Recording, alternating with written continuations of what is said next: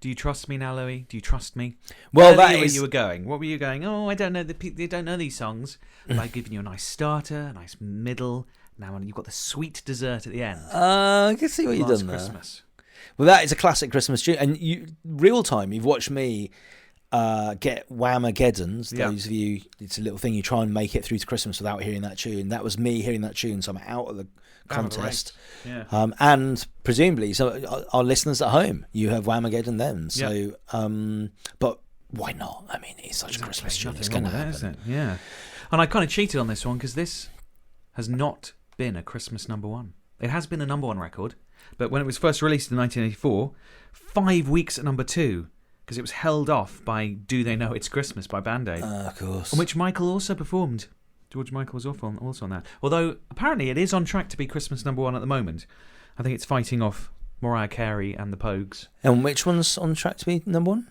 Last Christmas. Really? Yeah.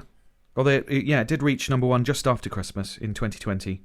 But it's never been an actual, official Christmas number one. I mean, it held the record for many years of being the highest-selling single never to top the charts. 1.9 million copies until it did in 2020. 2020 is a bit recent, isn't it? 2020 is only a couple of years ago, yeah. Unless you're listening to this many years from now. But from our perspective now, not that long ago. So is that because it's the streaming charts and like every shop has got it playing and so that boosts the numbers? Or I suppose people are listening to it on Christmas playlists, I suppose. Playlists. Yeah, so New Year's Day 2021, it reached number one. 36 years and 23 days after initial release. Well, we were just watching the YouTube video. I just interrupt. You got a factoid in your mouth. No, it's the Kate Bush fact. Go on. She's got the longest gap between number one, 36 years and 310 days. We spoke about that, didn't we? Yeah, we mentioned that strange before. Things. Yeah. But we watched the music video to that, which we don't normally do because I normally keep it a secret while we're listening to it. But obviously, so that you think Shakin' Stevens is Paul McCartney. I love that. For that kind of gold. There's a lot of mullets in that. It's a great music video. Yeah, it's very Christmas. 80s, it's very they're all in a chalet, it's on a ski resort. Yeah. Very camp. Lots of Christmassy. Christmas jumpers. Yeah. And those of you who are listening to this podcast on YouTube, you would have seen that video and enjoyed it to its fullest. We'll put the link in the show notes. Well worth watch. You would guess he was gay. Well, watching you'd that think video now, wouldn't you? But then I guess at the time, it's quite a camp time in the 80s, wasn't it? I suppose with glam rock and everything, yeah.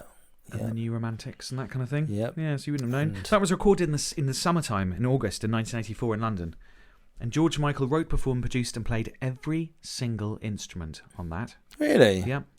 The more I hear about George Michael, the more sort of I respect him. Yeah. That thing about like him giving loads of money to charity and it only came out after he died. All the money from Last Christmas. Charity. Really? This? Yeah. So it's one of the biggest selling songs of ever. Yeah, gave it all away. You gave it away. Gave it all away. Well, I mean, that much like me doing my charity work for Father Christmas, although it is a paid engagement. But it's for charity. It's for charity. To be fair, Lou, I don't think anyone would object to you being called a charity. So, yes, that works. Yeah, Upper Norwood Library Hub needs all the support it can get. So bring your kids down. I think there'll probably be mince pies. Just got one other quote about that song. The engineer, Chris Porter, said, lyrically, you've got the happiness of the rhythm track, but against that, you've got the sadness of the unrequited love. It was requited in that music video, though, wasn't it? With that, him having his holiday romance. Well, I don't think he did because the girl was with the other guy. Yeah, but they were rolling around the snow together, like some sort sort of friendly rolling around. Bit of soft porn. There was slight sort of anyway. Look, if you can't roll around in the snow with your best mate's girlfriend, what can you do? I do it with Pamela all the time. Well, two things, right? I do it with your girlfriend. She doesn't all like the it. time. She doesn't like it when you name her on the show, right? I do it with your girlfriend all the time, right.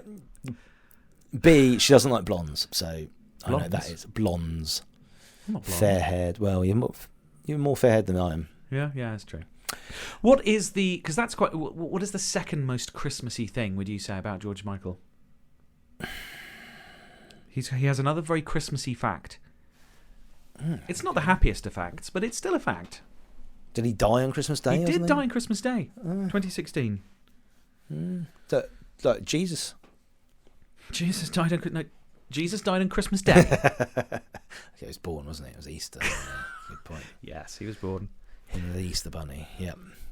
So, did you prepare? You didn't prepare your reader letter. I didn't. So, but we have a friend who we can edit it if you left some.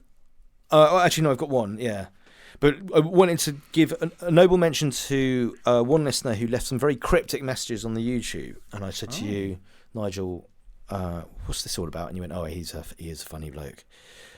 Catherine, our most loyal listener, she came out and Spotify has informed me that I'm a top 3% fan, and given how few fans we are, I think that probably means she's just the top listened fan. to every podcast once. But however, since we she's probably even listened to the Threesome podcast. Yeah, she has. Yeah, damn good podcast. Listen to it. It's lots of great music. Jimi Hendrix, Cream. Come on. Yeah. Come on. Well, we now have over 100 fans on Instagram. Or maybe Facebook, I forget which, probably both. On a meta product. There you go. Since we invited people, and we got... how many of them do you think have listened and how many have just clicked, I better click. I like that just to... A lot more have clicked it than have listened. Yeah, given the stats, yeah. But I'll take it. Yeah, I'll take it. Absolutely. It's a slow burn. We got... now, Catherine also said... that she's really enjoying the podcast. It reminds her of It reminds me of afternoons or evenings in the Ram. The Ram being the pub at uni. Nice. I look forward to listening to the next one. So there we go. Any other? There probably were others. So what I'm going to do next time is I'll just get yourself organised. Make notes. Time. You have all these amazing notes about every song, and I literally just rock up. I do my homework, mate. I'm spontaneous, just living on the edge. Yeah, exactly. What do you want for Christmas? And don't world say, peace. And we've got a couple of big conflicts going on, haven't we? Ukraine and Middle East and all that. Yeah. More war. You want more war? No, I was being facetious. I see. What do I want for Christmas? It was a question that my girlfriend asked me, and I was like, we could do it with a new wok. She said, I'm not buying you a wok for Christmas. I'm not giving you like an ordinary present. Yeah. Why not? She said it has to be fun. Your wok can be fun. Come on. There are lots of things you can do. It doesn't have to be cooking. You can do all sorts with a wok. Go on. What else? I don't know. But bang a burgle over the head with it. What else? Yeah, you could fill it with massage oil. I don't know. Come on, this is off the top of my head. You could do boiling hot massage oil straight off the boiling hot massage. No, not necessarily boiling, just warm. Okay. It's just I don't know. You could perhaps chuck some strings across it and turn it into a banjo. Sweets and go and hand out the wok of fun to kids. A new Christmas tradition. You heard it here first. Nigel Thomas has invented the Christmas wok of fun. Christmas wok. Expect to see that as a Christmas toy fad of 2024. Well, I think I've said everything I needed to. I haven't. I've forgotten a load of things, but I think we've covered Christmas. Christmas the podcast. Is done. Tick. Well, we'll probably do a yearly one. I don't know what I'm going to do next year. Just other Christmas songs, I suppose. Well, you're going to have to get more and more inventive, aren't you? More inventive with the Christmas tunes. Yeah. What's the next one? Valentine's Day. What's January? Next podcast. We're going to do. Well, Joel. My mate Joel suggested doing one on foreign lyrics. Non-English lyrics. Living la vida loca. Yeah, that is in English, but yeah, I get I get the effort that you're putting in. Yeah. Voulez-vous coucher avec moi ce soir? Yeah.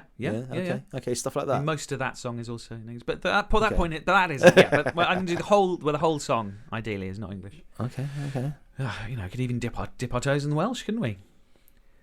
I almost said We'll see how it goes. Yes. So yeah, and then probably some nice death. We'll do another death one next. We'll bring in the new year with some death. Well, a lot of yes. Many artists who've sadly died. Well, a lot to look forward to there then. Yeah. But before all that, Merry Christmas. Merry Christmas, Nigel Thomas. Hope you have a lovely Christmas, Louis. Yeah. Thanks. Finish it with being nice to you. Oh. Nice bit of turkey. Or whatever you like. Have what you want to eat. That's what I say. And we'll see you next year for more Music Natters. I'm just letting you babble now. Yeah, that's fine. I'm quite happy. Or everyone is happy with me talking and you not, Louis. Goodbye, dear listeners. Goodbye and Merry Christmas, and we'll see you in the Christmas. new year. Bye. Merry Christmas. Merry Christmas.